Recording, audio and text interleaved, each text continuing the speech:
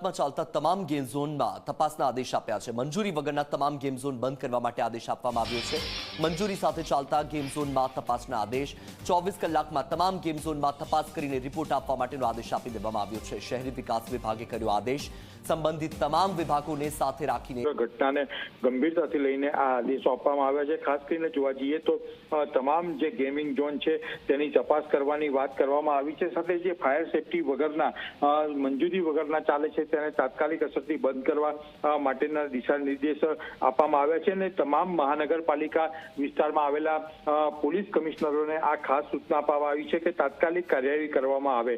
મહાનગરપાલિકા, નગરપાલિકા, fire officer અને સ્થાનિક તંત્રને સંકલનમાં રાખીને આ સમગ્ર તપાસ કરવાની વાત કરવામાં આવી છે। સ્વાભાવિક છે કે આ જે રાજકોટની ઘટના બની એ ઘટના પછી રાજ્ય સરકાર પણ એક હૃદયદ્રાવક અને હચમચી ગઈ છે। એ પ્રકારની ઘટનાના કારણે તાત્કાલિક અસરથી સરકારે પણ આ પ્રકારના આદેશો આપ્યા છે। જી બિલકુલ હિતલ, માહિતી બદલ આભાર।